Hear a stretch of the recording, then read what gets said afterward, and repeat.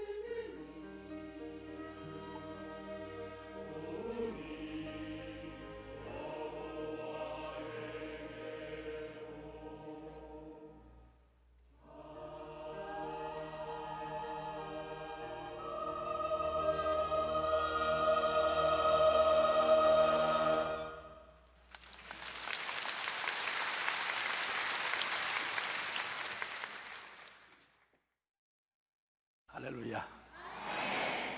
오늘 우리에게 좋은 일이 일어납니다. 오늘 제게 좋은 일이 일어납니다. 오늘 당신에게 좋은 일이 일어납니다.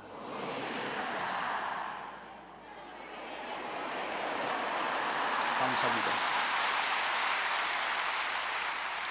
오늘 저는 유라굴로의 풍랑을 맞은 세계 경제라는 제목으로 말씀을 나누겠습니다. 성경에 보면 바울 선생이 예루살렘에 가서 복음을 전하다가 유대인들에게 잡혀서 많이 얻어맞고 로마의 주둔군에게 끌려가서 거기에서 신문을 당하고 고생을 하다가 로마의 황제의 재판을 받기 위해서 율리오라는 로마의 백부장이 그는 죄수들과 함께 수갑이 채여서 배를 타고 가게 된 것입니다. 그들의 배가 그레데섬의 미항에 도착했을 때 바울이 기도하는데 하나님이 그 마음속에 깨닫게 해준 것입니다. 이번에 출항하면은 화물도 다 잃어버리고 배도 파손할 것이고 같이 가는 사람들의 인명에도 큰 타격과 손상이 있을 것이라는 지시를 받고 그가 선주와 선장들에게 말을 했습니다. 내가 보니 이번 미항에서 출발하면은 큰 손해가 날 것이다. 화물도 다 잃어버리고 배도 파손되고 생명에도 큰 지장이 있을 것이니 겨울을 미항에서 머물고 봄이 오면 출발하는 것이 좋겠다. 그런데 선주와 선장이 뭘 바울이 바다를 안다고 큰 소리냐. 우리는 뱃사람으로서 잔뼈가 다 굵었으니 바다는 우리가 알지 어떻게 너가 아느냐. 백부장 율리오가 가만히 들어보니까 바울은 종교인이고 신앙인이지 백길은 모르는 사람인데 바울의 말을 들을 리가 없습니다. 그러므로 선장과 선주의 말을 듣고 출발합시다. 그래서 알렉산드리아호는 276명의 손님을 싣고 로마를 향해서 출발을 했습니다. 그런데 하루를 무사히 가니까 좋다고 다들 기뻐했는데 그만 육지에서 유라굴로라는 대풍랑이 불어와서 바다를 치매 파도가 태산처럼 몰려오고 배는 도저히 방향을 잡지 못해서 그냥 파도에 밀려 나갔던 것입니다.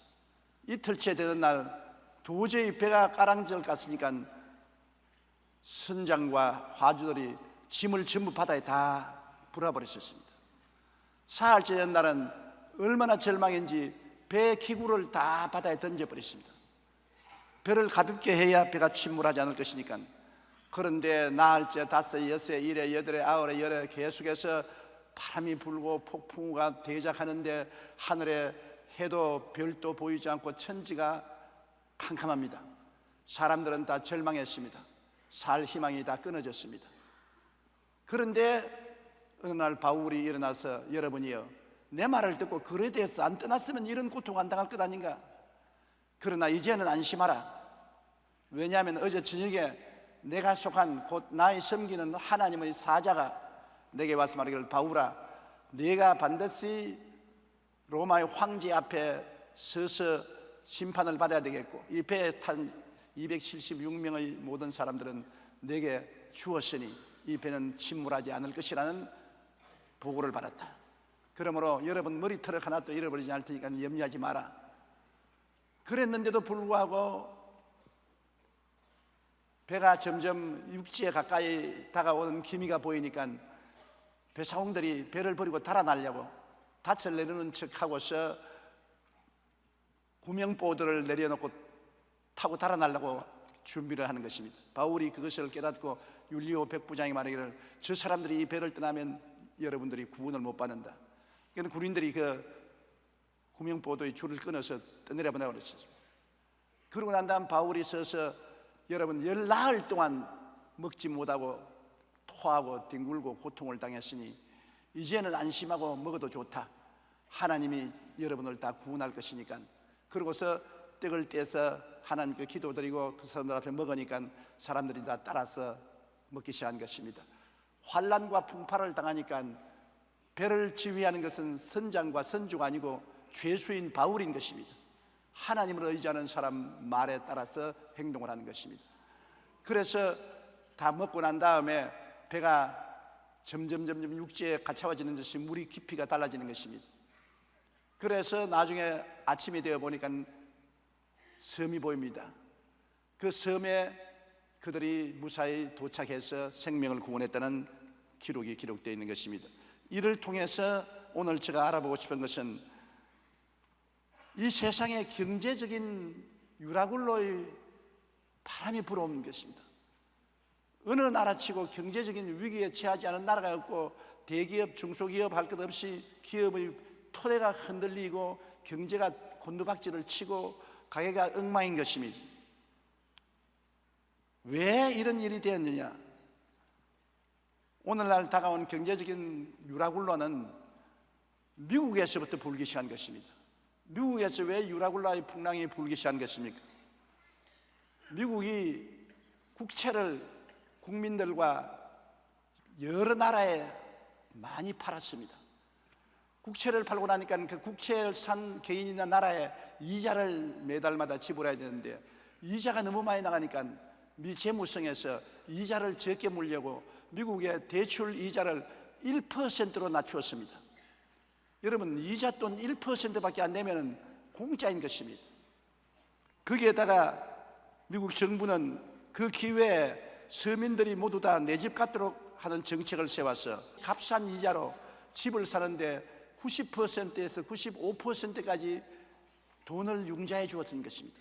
그러니 집 없는 사람들이 담보도 없이 정부 시책에 따라서 은행에서 90%에서 95%의 돈을 빌려주니 얼씨구나 좋다고 너나 할 것 없이 전부 은행에 돈을 빌려서 집을 사니 굉장히 부동산 붐이 일어나고 건축 붐이 일어나고 돈이 흥청망청 쓰여지고 경기가 좋은 것 같다가 그만 경기가 시들어지기 시작하고 거품이 꺼지기 시작하니까 집값이 떨어지는데 폭락을 해서 반값으로 떨어졌습니다.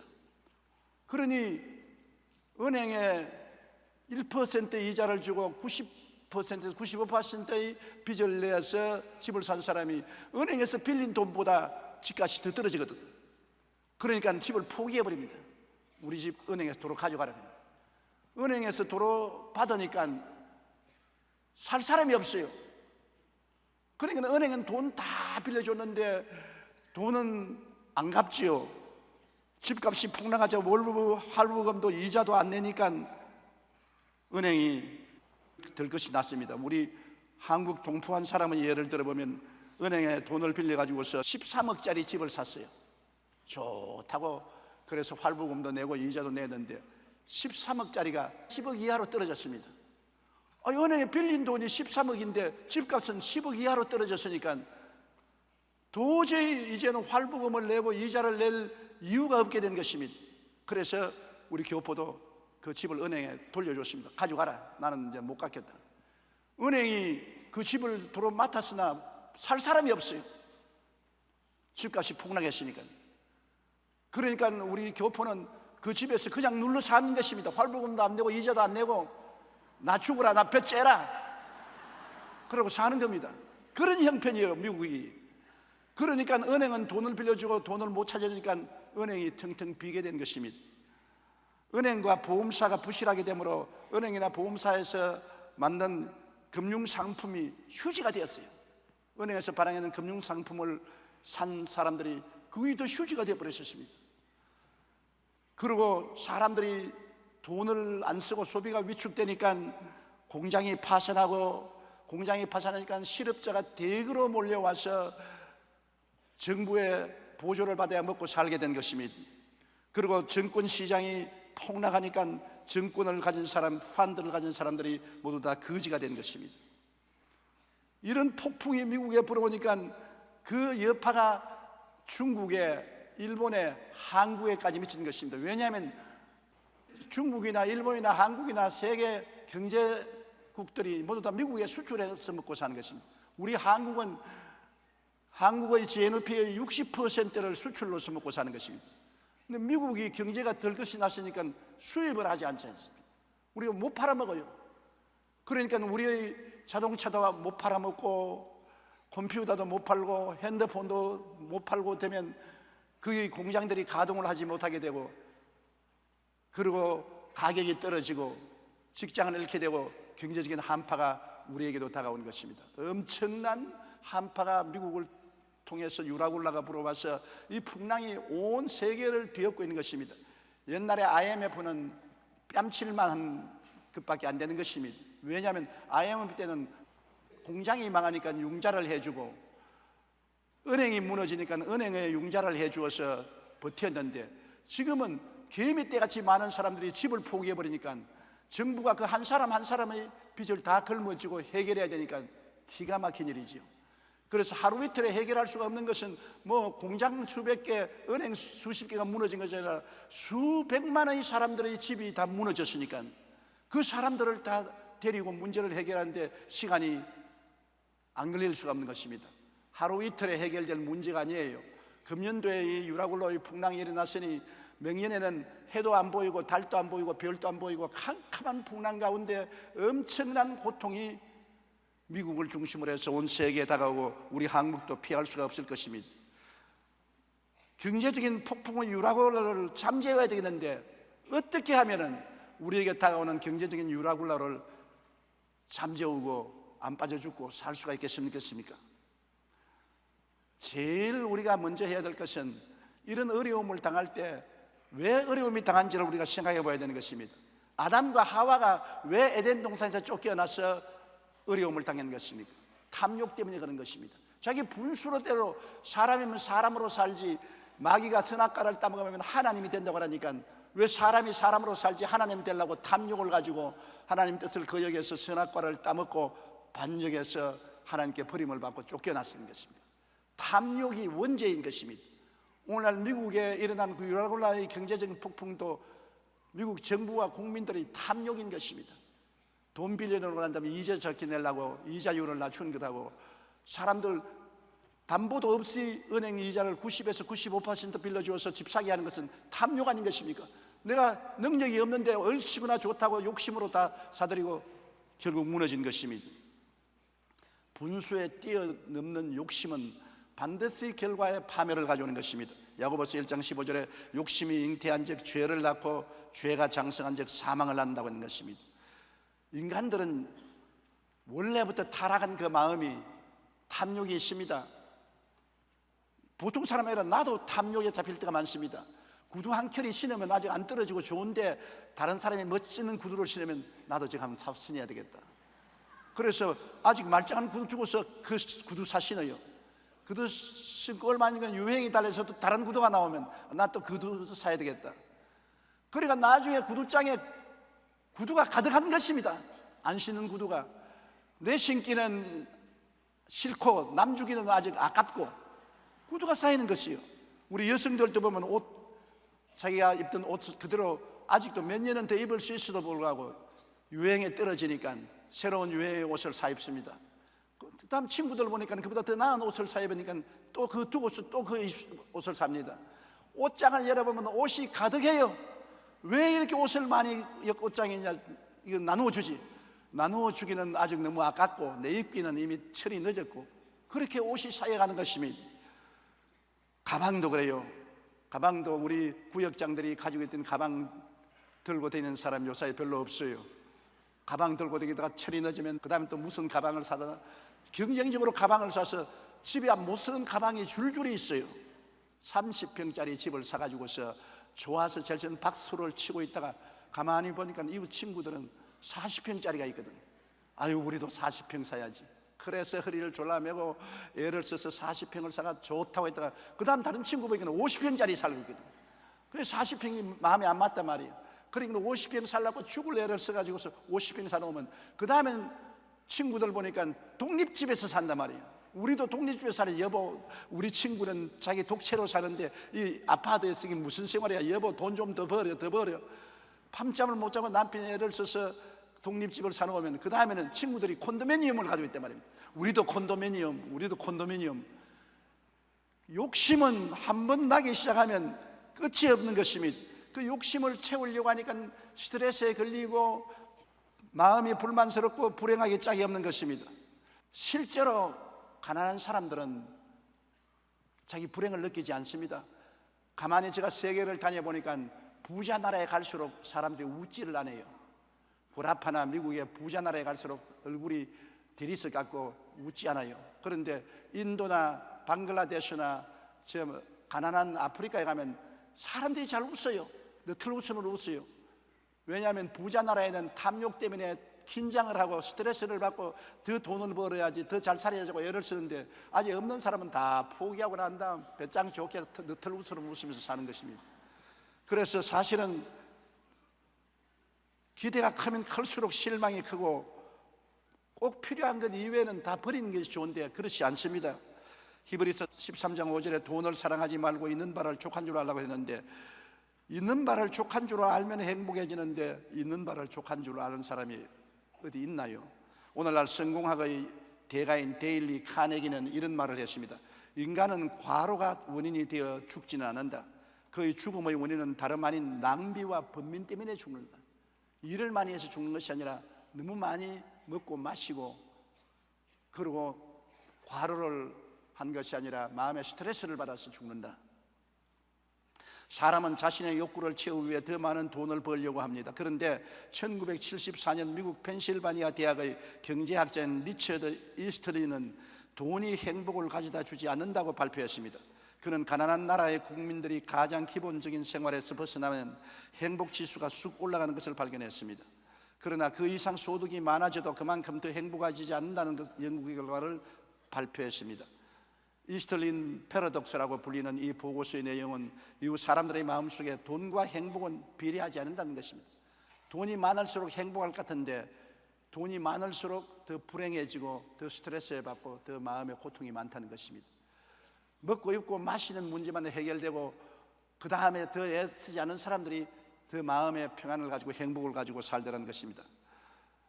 예컨대 20평대 아파트를 사면 그 다음에는 30평대, 40평대를 갖고 싶은 욕심 때문에 사람들은 현재를 오히려 더 불안정하게 여기게 산다는 것입니다. 사람이 현재 상태에서 만족하지 못하고 욕심을 내면 낼수록 마음은 불만족해지고 불행해지고 스트레스에 걸리게 되는 것입니다. 오늘날 세계 자본주의 경제 속에서 사는 사람들이 모두 다 욕심 때문에 죄를 짓게 되고 파탄에 다가오게 되는 것입니다. 오늘날 세계를 휩쓰는 경제적인 유라굴라는 바로 욕심이 가져온 태풍인 것입니다. 자기 분수에 넘치는 일을 하다가 경제적으로 곤박지를 치고 망하게 된 것입니다. 어떻게 해야 이 유라굴라의 풍랑에서 견뎌낼 수 있는 것입니까? 바울이 탄 배가 풍랑을 만나서 열 나흘 동안 해와 달과 별이 보이지 않고 아무것도 먹지 못하고 풍랑에 뒹구는 사람들이 어떻게 살아났었습니까? 열 나흘 동안 사도 바울 선생과 그 제자들과 그 배에 있는 사람들이 결사적으로 기도를 했다는 것입니다. 바울 선생이 가만히 있을 뿐입니까? 그 사람들을 전도해서 모두 다 결사적으로 기도한 것은 성경에 그 276명을 하나님이 바울에게 주었다고 그러는 것입니다. 바울이 그 배 타고 14일 동안의 고통 가운데 있는 동안 그 사람들을 다 전도해서 예수님을 믿게 하고, 그들은 있는 힘을 다해서 하나님 살려달라고 기도한 것입니다. 기도하면서 회개를 하게 된 것입니다. 고난을 당하면 회개하게 돼요. 평안할 때는 회개 안 합니다. 고난을 당하면 회개해야 돼요. 편안하면 누워서 기도하다가 좀 답답하면 앉아서 기도하고, 더 답답하면 꿇어앉아 기도하고, 더 답답하면 새벽 기도 나오고, 더 괴로우면 기도원에 금식하러 들어가는 것입니다. 사람은 고통에 정비례해서 하나님께 차여 나오는 것입니다. 나는 이런 글을 읽어봤었습니다. 영락교회 한경직 목사님이 살아계실 때 비서실장을 한 장로님인데, 그가 비서실장이 되기 전에 그때 우리 한국 사회가 6.25 난 이후로 굉장히 가난했지 않습니까? 돈을 벌겠다고 결심하고 생선 장사를 했습니다. 원산지에 가서 생선을 사서 배에 싣고 와서 서울에 와서 노정삼이나 개인 상점에게 나누어 주는 그러한 장사를 해서 돈을 꽤 벌었어요. 톡톡이 재미가 있었습니다. 점점 돈을 버니까 주일날 교회 가서 예배 보는 것이 아깝거든. 그래서 주일날 교회 가지 않고 집에서 간단히 성경 읽고 기도하고, 하나님 미안합니다, 오늘 장사하러 갑니다 하고 나갔습니다. 돈이 더 벌리니까 11주가 자꾸 많아지니까 아이고 이거면 생선 몇 상자를 더 사겠는데 하고서 11주도 안 냈었습니다. 그 그래서 그 다음 주일날 또 안 나가게 되고 11주도 안 나가게 되고 예수 믿는 것은 액세서리가 되고 주인은 바로 돈이 주인이 되었습니다. 돈의 노예가 되었습니다. 그런데 한 번은 생선을 싣고 배를 타고 오다가 큰 풍랑을 만났습니다. 배가 뒤집힐 지경이 되었습니다. 고통과 괴로움이 휩쓸어 왔습니다.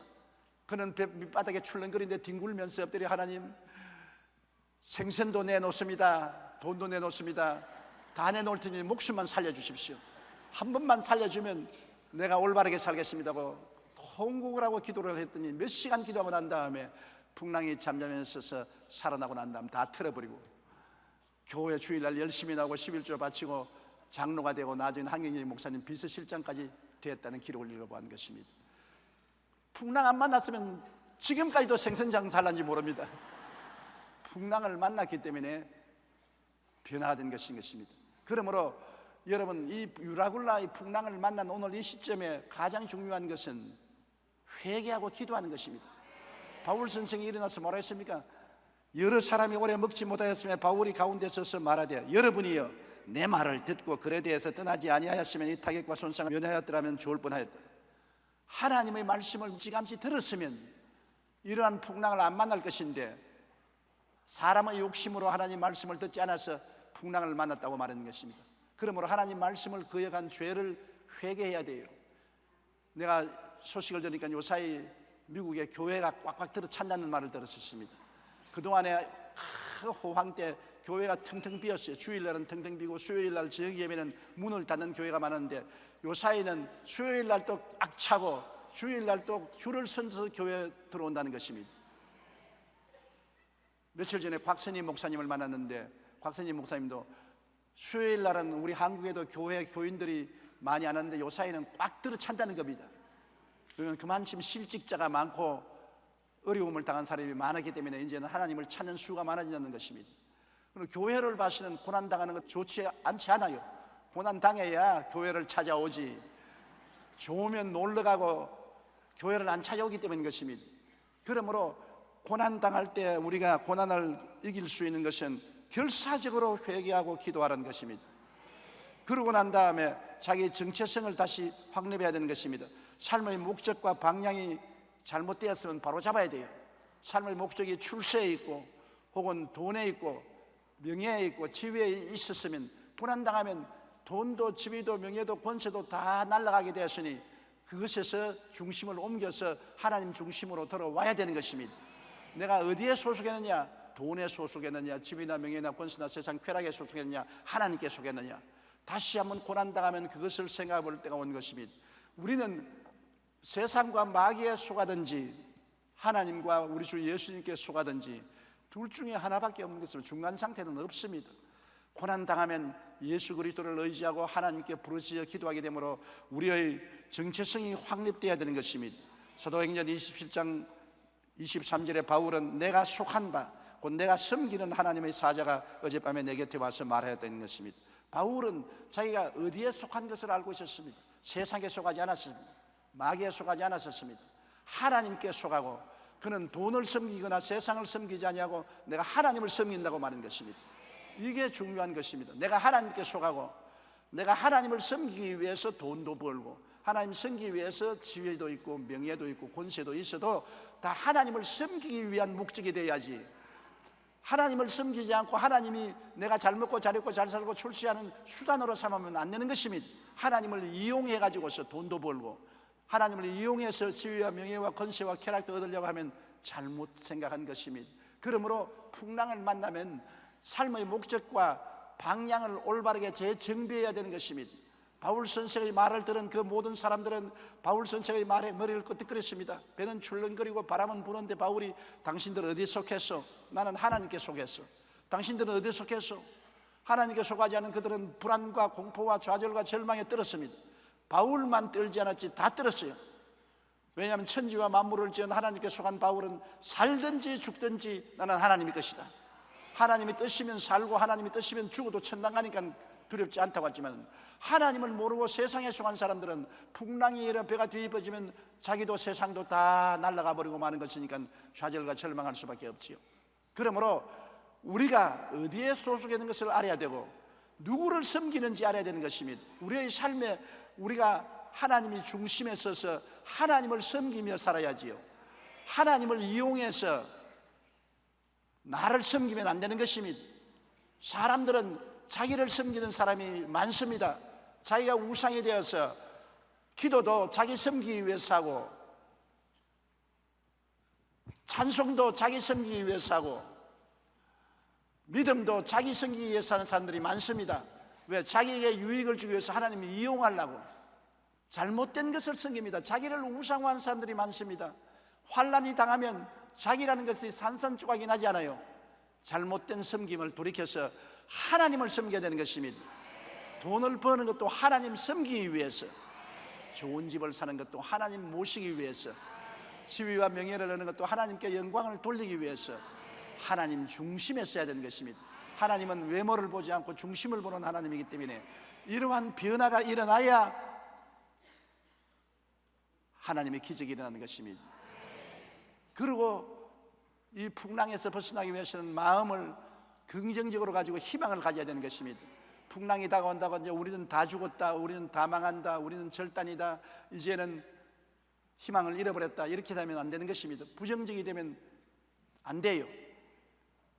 두 사람의 죄수가 감방에 들어가 있는데 매일같이 창사를 통해서 밖을 내다보는데 한 사람은 하늘을 쳐다보고, 아, 태양이 반짝인다, 밤에는 별들이 아름답구나, 바람의 분이 나무가 팔랑거리고 참 아름다운 세상이구나, 언제나 기뻐하고 즐거워했는데, 다른 사람은 땅을 내다보고, 아이고 먼지가 많이 나네, 사람들이 많이 걸어다니니까 먼지가 많이 나, 비가 오면은 진흙창, 아이고 땅은 진흙창밖에 없네, 인생은 먼지투성이고 진흙창밖에 없네, 저 발이 더러운 거 봐라, 저 구두가 다 떨어진 거 봐라, 저 헐벗은 옷을 봐라. 전부 부정적이면 바라봤었습니다. 감옥의 임기를 마치고 두 사람이 다 출소했는데, 한 사람은 기다리는 가족의 품에 들어가서 새로운 직장을 얻고 즐거운 새로운 인생을 출발했는데, 땅만 바라보던 사람은 부정적이고 탄식하고 원망하다가 정신병에 걸려서 정신병원에 입원했다는 이야기를 들었었습니다. 똑같은 사실을 볼 때도 부정적으로 보면 절망입니다. 지금 다가오는 유라굴라의 풍랑을 볼 때 여러분, 부정적으로 보면 절대로 못 살아나는 것입니다. 긍정적인 희망을 가지고 회개하고 주님 중심으로 서고 하나님 섬기는 생활로 들어오면서 하나님이 같이 계심으로 살 수 있다. 환난이나 공고나 적신이나 위험이나 기근이냐 죽음이냐 칼이랴, 이 모든 일에 우리를 사랑하는 이로 말미암아 우리가 넉넉히 이기나니라. 우리가 사방으로 우겨삼을 당해도 쌓이지 아니하며, 답답한 일을 당해도 낙심하지 아니하며, 핍박을 받아도 버림받지 아니하고, 끄꾸러뜨림을 당해도 망하지 않는다. 나는 예수 그리스도와 함께 삶으로 넉넉히 이긴다. 눈에는 아무 증거 안 보이고 귀에는 아무 소리 안 들리고 손에 잡히는 것 없어도 언제나 긍정적이고 밝고 맑고 환한 믿음을 가져야 되는 것입니다. 긍정적인 믿음을 가진 사람은 긍정적이 되고, 부정적인 믿음을 가진 사람은 부정적이 되는 것입니다. 사도행전 27장 22절에 보면 하나님께서 오셔서 바울에게 희망을 선포했습니다. 바울은 희망을 사람들에게 말한 것입니다. 사도행전 20장 22절에 내가 너희를 권하노니 이제는 안심하라. 너희 중 아무도 생명에는 아무런 손상이 없겠고 오직 배뿐이리라. 27장 24절 25절에 바울아 두려워하지 말라. 내가 가이사 앞에 서야 하겠고 또 하나님께서 너와 함께 항해하는 자를 다 내게 주셨다 하였으니 그러므로 여러분이 안심하라. 나는 내게 말씀은 그대로 되리라고 하나님을 믿노라. 희망을 가져야 되는 것입니다. 우리는 예수 그리스도의 십자가를 바라보면 희망을 가질 수밖에 없습니다. 아무리 큰 죄인이라도 십자가를 바라보면 예수님이 그 고통스러운 십자가를 통해서 몸짓고 피 흘려 우리 일생의 죄악을 다 청산하고 우리를 의롭다고 일러주시고 영광을 주셨습니다. 그러므로 어떤 죄인도 희망이 있는 것입니다. 어떻게 세속적이고 세상의 악한 습관에 묶이고 부패한 사람도 예수님의 보혈이 십자가에서 다 마음을 씻어주시고 몸을 씻어주시고 마음도 새롭게 하고 몸도 새롭게 하고 새로운 성령을 주셔서 변화시켜 주는 것입니다. 누구든지 그리스도 안에 있으면 새로운 피조물이라 이전 것은 지나갔으니 보라 새 것이 되었도다. 어떠한 술 주정뱅이에게도 희망이 있고, 어떠한 아편 중독자에도 희망이 있고, 어떠한 도둑놈이라도 희망이 있고, 어떠한 방탕자라도 희망이 있습니다. 왜냐하면 예수님이 십자가에서 모든 세속과 마귀를 멸하고 우리에게 새 생명을 주고 있기 때문인 것입니다. 병든 사람도 희망이 있는 것입니다. 어떻게 절망적인 병이 들어도 희망이 있어요. 오늘 우리 교회 소식지에 들은 간증 보았지요. 78살 먹는 할머니가 대변을 보는데 자꾸 피가 나오고 피가 섞여 나오는 것인데 자기들 걱정할까 싶어서 숨겨놨다가 나중에 피가 너무 나오니까 친정은 딸내에게 들켰어요. 딸이 놀래가지고서 오빠들하고 어머니를 병원에 데리고 가서 조사를 하니까 항문에 암 3기가 됐어요. 그래서 의사가 가족들 보고서 나이도 많으시고 수술해도 못 살아난다고, 그대로 두시면 한 3개월 조금 살다가 세상 뜨실 것이라고 그러더랍니다. 그런데 어머니에게는 그 말을 할 수가 없어서 그 딸들이 어머니를 데리고 우리 예배 시간 이 사부 예배에 왔어요. 와서 어머니 설교나 듣고 위로받으라고. 그런데 제가 설교하고 병자회 기도 다 하고 그 다음에 앉아서 헌금을 거두고 난 다음에 축도하기 전에 나왔더니 오늘 여기에 항문에 종기가 난 사람이 고침을 받았습니다. 그 말은 딸들이 그 어머니를 보고 암이라고 말하면 어머니가 낙심하겠어. 어머니 항문에 혹이 났어요. 종기가 났어요. 그냥 있으면 낫는다고 합니다. 그래 거짓말을 했는데 이 항문에 혹이 난 사람, 종기가 난 사람이 고침을 받았다고. 그러니까 그 어머니가 할렐루야 하고 일어나가지고서 즐거워했는데 그 다음 병원에 데려가니까 충분히 수술해서 고칠 수가 있게 쪼그라졌다. 그래가 수술하고 깨끗이 나아버렸었어요. 어떠한 절망적인 병에 걸려도 희망이 있습니다. 좌절하고 절망해버리면 죽지만은 하나님은 할 수 없는 것이 없습니다. 할 수 있거든요. 무슨 말이냐? 믿는 자에게는 능치 못하심이 없나니라. 그러므로 희망이 있으니까 희망을 버리면 안 됩니다. 희망을 향해서 나아가면 하나님의 기적이 따라오는 것입니다. 어떻게 낭패와 실망을 당하고 빚쟁이가 쪼달리더라도 자살하면 안 돼요. 요사이 탤런트들이 고통을 당하고 자살하지 않습니까? 하나님을 알면 자살할 수가 없어요. 왜냐하면 사망의 엄침한 꼴짜기를 다닐지라도 주께서 같이 하신 것입니다. 주님 지팡이와 막대기가 나를 안위하여 주시는 것입니다. 그러므로 하나님께서는 어떠한 시련과 환난이 되어도 우리를 버리지 않습니다. 성경 말씀에 보면 환난 날에 나를 부르라 내가 너를 건지고 영화롭게 하리라고 말씀한 것입니다. 이러므로 하나님이 계신 이상 하나님은 우리를 붙들어 주심으로 절대로 환경을 보고 낙심해서는 안 되는 것입니다. 죽을 때도 낙심할 필요가 없어요. 바울은 사망아 너희 이기는 것이 어디냐, 사망아 너희 소는 것이 어디냐고 외쳤는데 주님이 죽었으나 사흘 만에 부활하셨습니다. 나는 부활이요 생명이니 나를 믿는 자는 죽어도 살겠고 살아서 나를 믿는 자는 영원히 죽음을 보지 아니하리라고 말씀한 것입니다. 그러므로 우리 영생을 얻은 사람들은 죽음조차도 낙심할 것 없는 것은 죽음의 터널을 통하면 영원한 천국에 들어가기 때문인 것입니다. 이러므로 절대로 희망을 가져야지 이 어려운 때 희망을 포기하면 안 되는 것입니다. 그리고 마음을 평상심을 가져야 되는 것입니다. 야단 법석을 하고 당황을 하고 탄식을 하고 좌절하고 절망해서는 안 되는 것입니다. 바울 선생은 그 모든 사람이 열나흘 동안 굶었잖아요. 그러니까 이제는 평상심으로 돌아가서 밥 먹고 건강을 유지하라고 말한 것입니다. 사도행전 27장 33절로 36절에 날이 새어가며 바울이 여러 사람에게 음식 먹기를 권하여 이르되 너희가 기다리고 기다리며 먹지 못하고 줄인 지가 오늘까지 열나흘인즉 음식 먹기를 권하노니 이것이 너희의 구원을 위한 것이요 너희 중 머리카락 하나도 잃을 자가 없으리라 하고 떡을 가져다가 모든 사람 앞에서 하나님께 축사하고 떼어 먹기 시작하며 그들도 다 안심하고 받아 먹으니 그렇게 말한 것입니다. 그러므로 먹어야 돼요. 환난과 고난 당한다고 안 먹으면 죽어요. 평상심대로 먹고 마시고 잠자고 그래야 환난을 이길 수 있는 것입니다. 괴로움을 당한다고 먹지도 아니하고 마시지도 아니하고 잠도 안 자고 날뛰면 환난이 죽이는 것이 아니라 그 태도가 그를 죽이고 마는 것입니다. 평상심이 있어야 승리할 수가 있는 것입니다. 그러고 난 다음에 환난을 이기기 위해서는 뭉쳐야 돼요. 뭉치면 살고 흩어지면 죽습니다. 이 어려울 때 뭉쳐야 돼요. 따로따로 놀면 죽어요. 어떤 아버지가 세상을 뜨기 전에 임종리에 모인 아들 3사람을 불러놓고 난 다음 막대기 하나를 각자 주면서 한번 꺾어보라 그랬었습니다. 마지가 철컥 꺾으니까 둘째도 철컥, 셋째도 철컥 꺾었습니다. 그 다음에 아버지가 막대기 3개를 합쳐가지고서 마지 보고 꺾으라 했습니다. 안 꺾이거든. 둘째고 끝까지 안 끊기거든.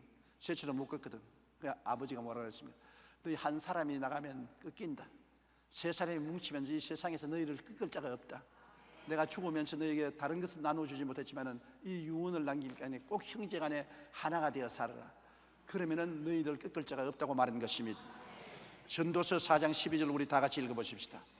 한 사람이면 패하겠거니와 두 사람이면 맞설 수 있나니 세 겹줄은 쉽게 끊어지지 아니하느니라. 보십시오. 어려움을 당할 때 합쳐야 돼요. 데살로니가전서 5장 13절로 14절에 그들의 역사로 말미암아 사랑 안에서 가장 귀히 여기며 너희끼리 화목하라. 마음이 약한 자들을 격려하고 힘이 없는 자들을 붙들어주며 모든 사람에게 오를 참으라. 화목하고 격려하고 붙들어주어서 하나가 돼야지 흩어지면 죽는 것입니다. 회사가 살려면 사원이 일치 단결해야 되는 것입니다. 고린도전서 1장 10절 우리 다 같이 읽어보십시다.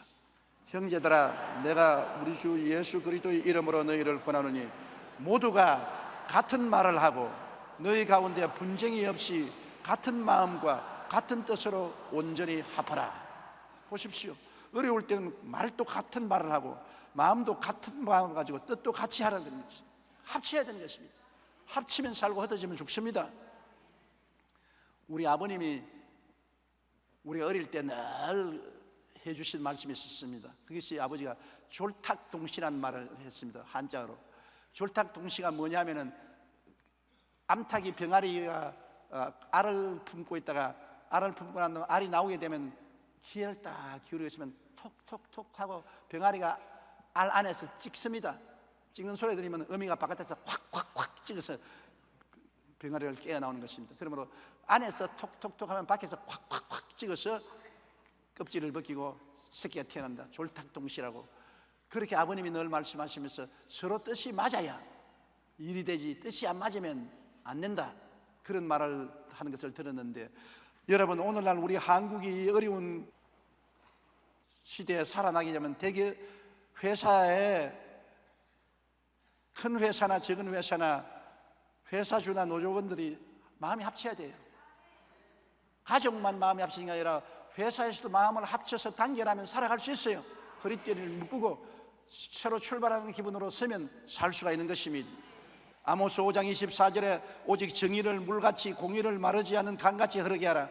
정의와 공의를 해야 하는 우리 정치인들이 되어야 우리 국민들이 살아갈 수가 있는 것입니다.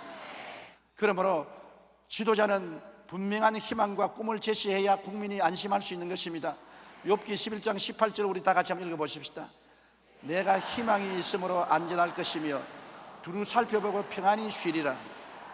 희망이 있어야 안전하고 두루 살펴보아서 평안하게 마음을 가질 수 있는 것입니다.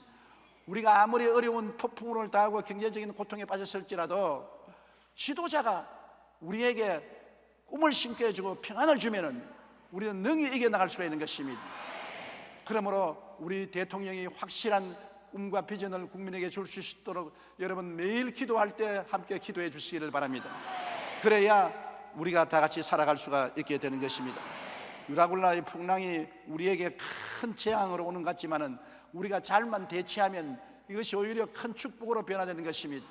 우리는 쓸데없는 것을 다 배에서 던져버려야 되는 것입니다. 소화 사치하는 것 다 배에서 던져버려야 돼요. 우리는 가장 필요한 것만 가지고 살아야 되는 것입니다. 이럴 때 헛된 욕심과 탐심을 가지고 잔뜩 모아놓은 필요 없는 것은 다 청산해버리고 꼭 우리가 가지고 있어야 살 수 있는 그것만 챙겨가지고서 어려움을 이겨야지. 내 가진 것 다 끌어안고 이 어려운 난국을 격파하려 가면 배가 뒤집어지고 가정이 뒤집어지고 빠져 죽는 것입니다. 그러므로 살림을 줄여야 돼요. 내 생활을 줄여야 돼요. 내 형편을 줄여야 돼요. 필요 없는 것은 전부 다 청산해버려야 돼요. 그리고 꼭 필요한 것만 가지고 살아야 돼요. 그러면서 하나님께 부르짖어 기도하고 내 인생의 삶의 목적과 방향을 올바르게 정해야 돼요. 하나님께 속하고 하나님을 섬기는 삶으로 돌아서야 돼요. 그러기 위해서 주야로 기도하고 그 다음 마음을 긍정적이고 적극적인 희망을 가지고서 희망을 말하고 희망을 꿈꾸고 희망을 믿고 희망을 선포해야 돼요. 이때 절망하면 안 되는 것입니다. 그러고는 합쳐야 돼요. 가정이 합쳐야 되고 회사가 합쳐야 되고 국민이 단결해야 돼요. 그리고 국민을 이끄는 지도자가 분명한 꿈을 가지고 앞장서서 나가면 역경이 오히려 좋은 찬스가 되고 어려움이 큰 축복을 받을 수 있는 기회가 되는 것입니다. 유라굴라의 풍랑으로 다 침몰할 수도 있고 살아남을 수도 있는 것입니다. 살아남은 사람은 또다시 재출발해서 새로운 인생을 건설하고 더 나은 삶을 살아갈 수 있는 것입니다. 살아남기 위해서 우리가 해야 될 일이 바로 이런 것입니다. 우리 예수 믿는 사람들은 안 믿는 사람들도 앞장서서 우리 불효불급한 것은 다 짐을 불어버리십시다. 우리는 단순하게 사십시다. 그래서 모든 사람들이 호화 사치를 다 중지하고 단출하게 인생을 살면은 가벼워져서 우리 배가 출렁거리지도 무너지지 않고 뒤엎어지지 않습니다. 더욱 옛날보다 더 기도 많이 하고 하나님의 도움을 간구해야 되는 것입니다. 하나님께 간절히 간구하고 회개하고 우리 신앙을 똑바로 서면은 하나님이 우리의 목자가 되시고 우리를 돌보시는데 겁날 것 없습니다. 하나님 중심으로 서고 하나님 섬기면 하나님은 자기 백성을 어떠한 환난에도 건져주시는 것입니다. 그리고 우리 마음을 단결해서 긍정적이고 적극적이고 창조적이고 꿈과 희망을 버리지 말아야 되는 것입니다. 항상 꿈을 가지고 희망을 가지고 내일은 오늘보다, 다음 달은 금번 달보다,明年은 금년보다 나아진다는 소망을 가지고 살아야 되는 것입니다. 그리고 우리 예수 믿는 사람들이 말할 필요 없이 단결해서 서로 사랑과 행복을 나누면서 살아야 되는 것입니다. 구역이 단결해야 되는 것입니다. 구역원들을 서로 도와주면서 살아야 되고, 교회가 단결해서 교회 어려운 사람들을 협조해주고 도와주고 이웃을 이끌어주는 그런 삶을 살아야 되는 것입니다. 그러면 밝고 맑고 환한 날이 쉬 다가오게 되는 것입니다. 고개 숙여 기도드리겠습니다. 사랑이 많으신 우리 아버지 하나님, 오늘 미정유의 고통을 우리가 당하고 있습니다. 경제적인 유라굴라를 만나서 우리 개인 가정이나 회사나 우리 사회가 뒤엎어질 위험에 처할 때가 있습니다. 지금 이 풍랑이 언제 끝날지 모르게 계속하는 것입니다. 해와 달과 별들이 안 보이는 풍랑입니다. 이 풍랑을 거치고 살아남을 수 있게 하여 주시옵소서. 그러기 위해서 아버지께서 이 성경에 바울이 체험한 사실을 우리에게 보여주므로 우리도 그를 본따서 우리 인생을 살게 도와주시옵소서. 쓸데없는 잡동사니는 전부 배 밖으로 던져버리게 도와주시옵시고 배를 가볍게 하게 도와주시옵소서. 우리 인생의 배를 가볍게 해서 살게 도와주시옵소서. 하나님 아버지여, 우리에게 성령으로 은혜를 주셔서 우리 잘못한 죄를 회개하고 하나님 중심에 서고 하나님 섬기는 삶으로 확실히 돌아오게 도와주시옵소서. 그리고 우리가 부정적이고 파괴적인 말을 하고 생각한 것을 회개하고 언제나 희망적이고 긍정적이고 적극적이고 창조적으로 인생을 대하게 도와주시옵소서. 그리고 우리가 서로 용서하고 사랑하고 단결해서 하나가 되어 나가게 도와주시옵소서. 힘을 합쳐서 30배, 60배, 100배의 축복을 받게 도와주시옵소서. 하나면 천을 쫓고 둘이면 만을 쫓는다고 했었습니다. 합쳐서 나갈 수 있는 우리들이 되게 도와주시옵소서. 그래서 이 난국을 격파하고 하나님의 영광을 나타내도록 도와주시옵소서. 예수님 이름으로 기도드립니다. 아멘. 잠시 동안 고개 숙이기 바랍니다. 여러분 가운데 아직 예수를 믿지 않은 사람은 더구나 이런 시제는 예수를 믿고 구원을 받고 하나님 백성이 되어야 살아나갈 수 있는 것입니다. 하나님의 도움이 없이 인간의 수단과 방법으로는 못 살아나는 것입니다. 천당은 정말 하나님 도움 없이는 못 갑니다. 예수님을 믿어서 갈 수 있는 것입니다. 나는 예수 믿지 않아요. 타락했어요. 나는 주께로 돌아와서 다시 하나님 중심으로 살고 하나님을 섬기며 사는 삶으로 돌아와서 금세 안심 내세 평안을 갖기를 원하니 나를 위해서 기도해 주십시오 하시는 분은 이 대강당과 텔레비실과 지교회와 기도처와 텔레비와 인터넷 앞에서 일어나 주시기 바랍니다. 이 시간 일어나 주십시오. 어느 곳이든 좋습니다. 일어나십시오. 감사합니다. 담대하게 일어나십시오. 오늘 여러분이 일어나서 여러분의 인생을 주님께 맡기면 여러분 살 길이 열리는 것입니다. 일어나신 여러분은 이 기도를 소리내어 따라해 주시기 바랍니다. 사랑하신 하나님, 저는 죄인입니다. 어디에서 와서 왜 살며 어디로 가는지 알지 못하고 방황하며 지냈습니다. 오늘 하나님의 부르심을 받고 믿음으로 일어났습니다. 예수님의 십자가 보혈로 저를 씻어 주시옵소서. 저를 위하여 죽으시고 저를 위하여 부활하신 예수님을 제 구주로 모셔드립니다.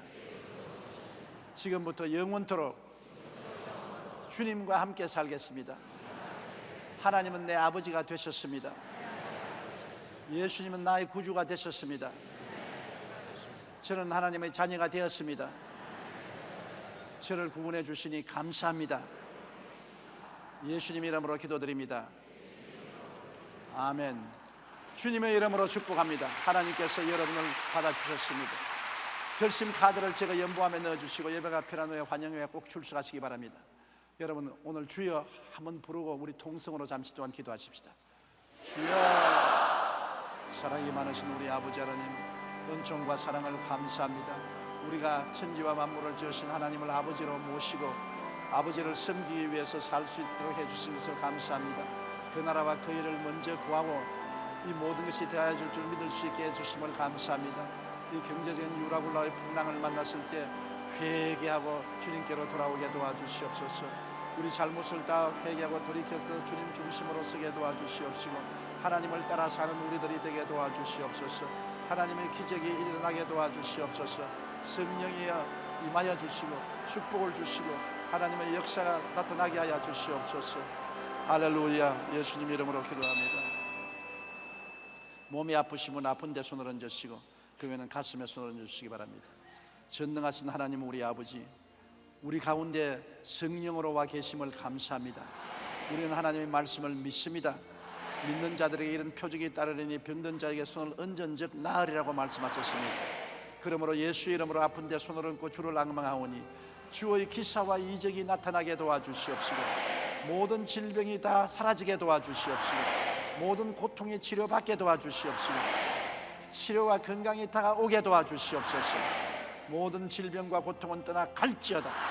질병과 고통을 가져오는 원수 귀신아, 예수 이름으로 묶음을 받고 떠나가라. 나사렛 예수 이름으로 음이 꾸짖노니 물러갈지어다. 물러갈지어다. 물러갈지어다. 예수 이름으로 모든 마음의 고통과 육신의 질병에서 고침을 받을지어다. 고침을 받을지어다. 아버지여, 수고하고 무거운 짐이 많습니다. 개인 가정생활 자녀 사업의 무거운 짐이 많습니다. 주님께 맡기고 이탁하고 기도하오니 주님께서 짐을 걸머져 주시옵시고 우리에게 믿음과 소망을 주시옵소서. 수고하고 무거운 짐인 자는 다 내게로 오라고 말씀하셨습니다. 주님께 왔사오니 주님 맡아 주장하여 주시옵시고 모든 일이 합동하여 선을 이루게 하여 주시옵시고 악을 변하여 선이 되게 하여 주시옵시고 하나님의 기적이 일어나게 도와주시옵소서. 모르다 영혼이 잘등같이 범사가 형통하고 건강하게 되게 도와주시옵시고 우리 성도들이 생명을 얻되 풍성히 얻게 도와주시옵시고 들어오며 나가며 꼴을 얻게 도와주시옵소서. 하나님 우리 아버지여, 주의 백성을 주님은 아시오니 항상 주의 백성과 같이 하여 주셔서 도와주시옵시고 은혜를 베풀어 주시옵소서. 예수님 이름으로 기도드리옵나이다. 아멘. 두통으로 고생을 많이 하는 사람이 고침을 받았습니다. 귀에 울리는 소리가 나고 고름이 나는 사람이 있는데 오늘 주님 고치셨습니다. 목이 아파서 목을 잘 못 쓰는 사람이 고침을 받았고 갑상선증으로 고생하는 사람이 나음을 입었습니다. 축농증으로 고생하는 사람을 하나님이 고쳐주었다고 말했습니다. 어깨가 아파서 괴로운 사람 오늘 주님 치료하셨습니다. 허리에 디스크의 통증을 고쳐주셨습니다. 무릎 관절염을 주님께서 고쳐주셨고 간이 나쁜 사람을 주님이 고쳐주셨습니다.